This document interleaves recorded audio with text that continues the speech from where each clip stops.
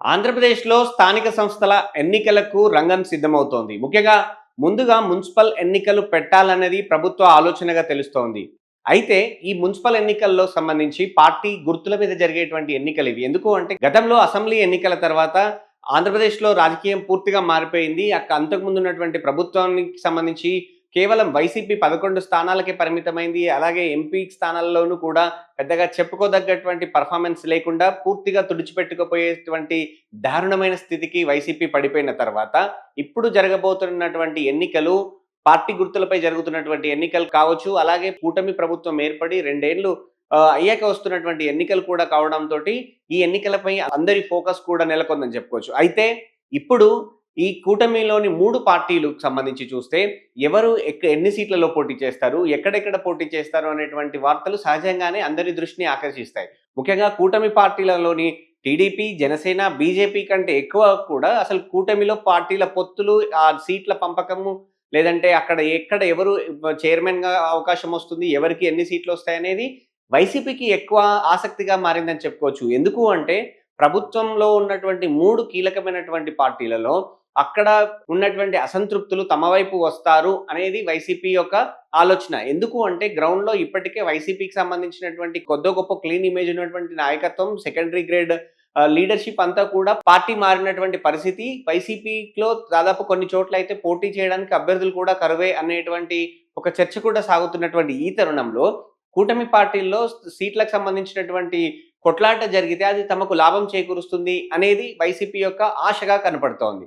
ఇదే సమయంలో అసలు కూటమిలోని పార్టీలు ఎలా పోటీ చేస్తాయి, ఎంతవరకు పోటీ చేస్తాయి అనేది చూస్తే ఇక్కడ జనసేన నుంచి ఎక్కువ స్థానాలు ఆశించే అవకాశం అయితే కనపడతా ఉంది. దానికి తోడు 2 రోజులుగా మంత్రి నాదెండ్ల చేసినటువంటి ఒక ప్రకటన ముఖ్యంగా ఈ కూటమి పార్టీల్లో పెద్దగా అలజడి లేపకపోయినా వైసీపీలో మాత్రం ఆశలు రేపుతుందని చెప్పుకోవచ్చు. ఎందుకు అంటే తాము మంచి స్థానాల్లోనే తమకు బలమున్న చోట మేము పోటీ చేస్తాము.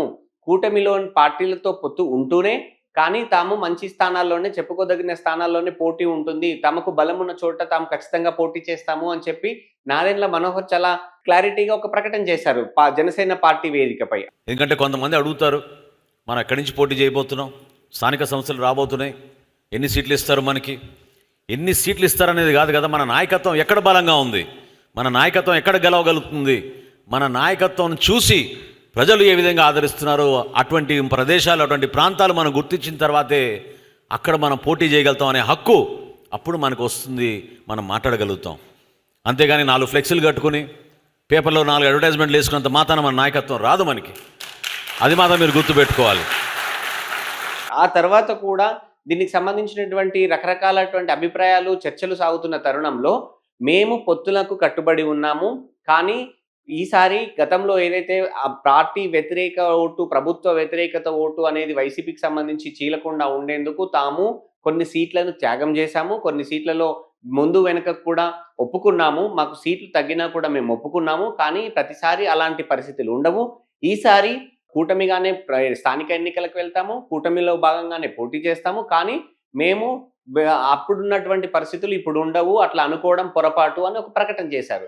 దాని తర్వాత వైసీపీలో ఆ ఆశలు మళ్ళీ ఇంకా రెట్టింపైనట్టుగా అయితే కనపడుతోంది. ఎందుకు అంటే కూటమిలో ఉన్నటువంటి కీలకమైనటువంటి భాగస్వామిగా ఉన్నటువంటి జనసేన తాము ఖచ్చితంగా పోటీ చేస్తాము, తక్కువ స్థానంలో కాదు ఎక్కువ స్థానంలో పోటీ చేస్తాము అని చెప్పడం ద్వారా టీడీపీ కూడా అంతే బెట్టు చేస్తుంది. కాబట్టి ఖచ్చితంగా పొత్తు సరిగా ఉండదు, లేదు అంటే అసంతృప్తులు ఎక్కువ ఉంటారు. ఆ అసంతృప్తులు మా వైపు వస్తారనో, లేకపోతే అసంతృప్తి ఉన్న చోట తాము గెలుస్తామో అనేటువంటి ఒక ఆశ వైసీపీ నేతల్లో ఉండటంతో వైసీపీకి సంబంధించినటువంటి సోషల్ మీడియాలో కావచ్చు, వాళ్ళకి సంబంధించినటువంటి గ్రూపుల్లో కావచ్చు, పొత్తులో కొంత లుకలుకలు ఉన్నాయనేటువంటి ప్రచారం తెగ చేస్తూ ఉంది వైసీపీ. కానీ ఇక్కడ ఒక విషయం గుర్తుపెట్టుకోవాలి, ఇవి కేవలం స్థానిక సంస్థల ఎన్నికలు మాత్రమే.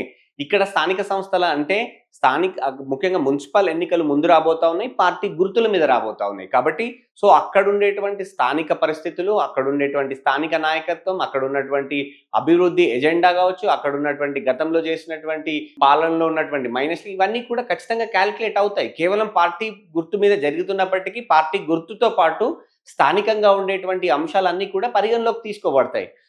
వీటితో పాటు ఇక్కడ ఒక విషయం గమనించాలి. పవన్ కళ్యాణ్ పదే పదే చాలా వేదికల మీద చెప్పారు, ఈ కూటమి అనేది మొన్న జరిగినటువంటి ఒక్క ఎన్నిక కోసం కాదు. ఈ కూటమి ఏర్పడింది భవిష్యత్ రాజకీయాల కోసం, ఆంధ్రప్రదేశ్ భవిష్యత్తు కోసము. కనీసం 15 ఏళ్ళైనా సరే ఈ కూటమి ఇలాగే పచ్చగా ఉండాలి, ఇలాగే నడుస్తూ ఉండాలి అని చెప్పి పవన్ కళ్యాణ్ చాలా సార్లు పునరుద్ఘాటించారు.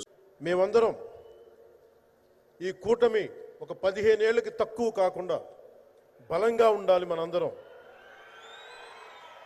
ఎంత బలంగా ఉండాలి అంటే ఇంక ఇది తప్ప ఇంకెవరికి ఏది రాదు. ఇబ్బందులున్నా ఉన్నా తట్టుకొని నిలబడి ఇప్పుడు చేసినటువంటి ప్రకటన నాదెండ్ల మనోహర్ స్థానికంగా ఉన్నటువంటి జనసేన నాయకత్వంలో ఉన్నటువంటి ఆ నాయకుల అభిప్రాయాల మేరకు చేసినప్పటికీ దాన్ని పూర్తిగా నెగటివ్ కోణంలో చూడాల్సిన పని లేదనేది అయితే చాలా స్పష్టంగా కనపడతా ఉంది. నిజంగానే కూటమిలో భాగంగా ఈ ఎవరికి ఎక్కడ ఎన్ని సీట్లు పొత్తులకు సంబంధించినటువంటి 1,000 సీట్ల పంచాయతీ అనేది కనుక వస్తే ఖచ్చితంగా అప్పుడు పవన్ కళ్యాణ్ కావచ్చు, చంద్రబాబు కావచ్చు, అలాగే బీజేపీకి సంబంధించినటువంటి రాష్ట్ర అధ్యక్షుడు కావచ్చు, మాధవ్ కావచ్చు, వాళ్ళందరూ కూర్చొని మాట్లాడుకుంటే ఇందులో పెద్దగా భేషజాలకు పోవడానికి ఎవరికి ఏం లేవు.